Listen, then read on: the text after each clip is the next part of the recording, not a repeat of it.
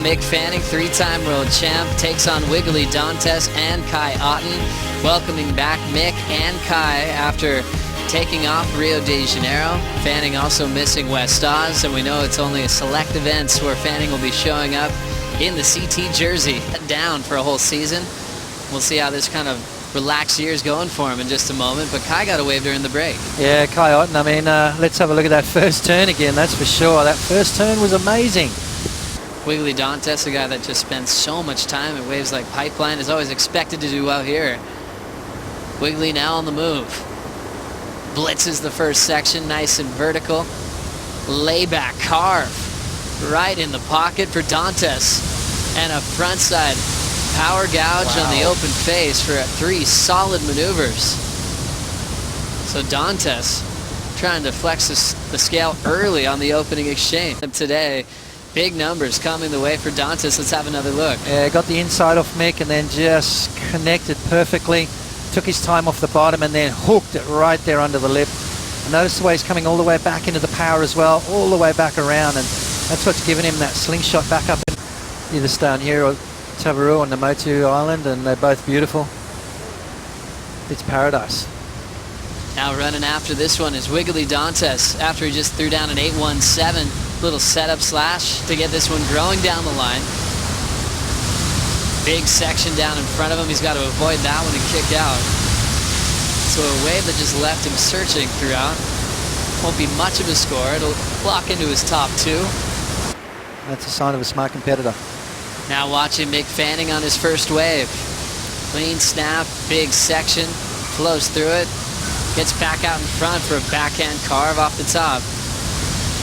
Nice tight rail work as this one's opening up, floats it, air drops and goes down. And Fiji was the wave that he learned the ropes at and finally finaled out. Let's see what he did here. Yeah, nice opening turn, just maybe mistimed that one, but came around the section anyway. Right here, that's the Mick Fanning turn that we're so used to seeing. And again, just driving back into the power. Critical stuff right here, super shallow. And those fins just did not want to engage. Did well at Bells. Almost thought he was en route to the final. Came up just short. And now we'll see Kai deep from the channel. He'll have to get out of there. Further down the line is Mick Fanning. Slams it vertically. Gets out in front. Fights through that top turn. Now pulls in deep. Trying to punch through the lip to get the exit, but he'll go down. Kai Otton driving deep, deciding to pull through the back, and that's where Mick took off on the wave. So beautiful opening turn right there from Mick Fanning, straight into the bottom turn.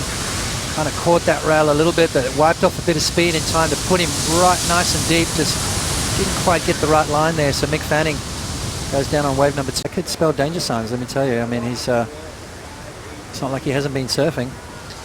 Watching this now, front side wrap for Kai.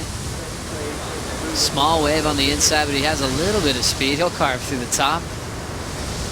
This is third wave ridden so far, so float the next section. Coming around the corner, down carves it. So finding the pocket one more time for a vertical snap, and he lets go. Ended up injuring his knee in a warm-up surf. That's why we'll see Dusty coming up next. Here's Dantas now, just looking for the 283. Float to start, now pulling in. A tough clamping barrel section there. Wiggolly fights through, stays on his feet, and tries to force the completion. Almost pulled it off. And also with finals under his belt at Pipeline in the past, he was able to accomplish all of his goals. And he got a win at Sunset last season, which is his first in Hawaii. This is Dantas. Nice rhythm on his forehand. Only needed a 2.83. We'll see that lead change with a big power hook on the inside corner. It's kind of struggling. It's one of those tough ones. Wiggolly jams off the bottom. Beautiful slicing maneuver. And again, just rapid fire from Wiggolly Dantas. Good flow right here. Critical turn. And then I like this next one. Just jams it really tight in the pocket. It's a back-to-back solid maneuver. It was an easy call. Everyone understood that he'd do select events this season. And seeing if he can keep himself in the top 22. Fanning now looking for the lead. Backhand float. Tough section, pulls it.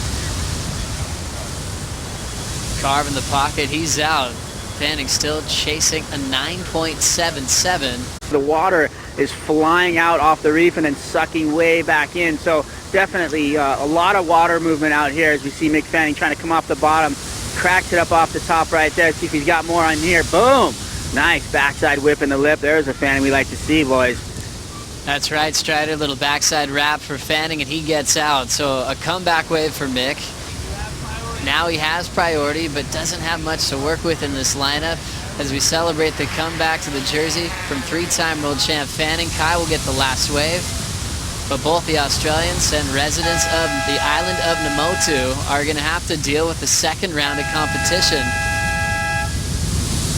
Kai running out of time, his best wave, a 4.5 at the end of the heat. Mick's best is last, a 6.07. Wiggolly's keeper, 7.43, 8.17.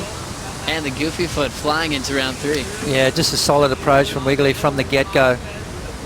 You know, opened up with an 8, lost a little bit of rhythm there through that middle part of the heat, but then found a wave on the way back out and dropped that 7.43 that was the difference.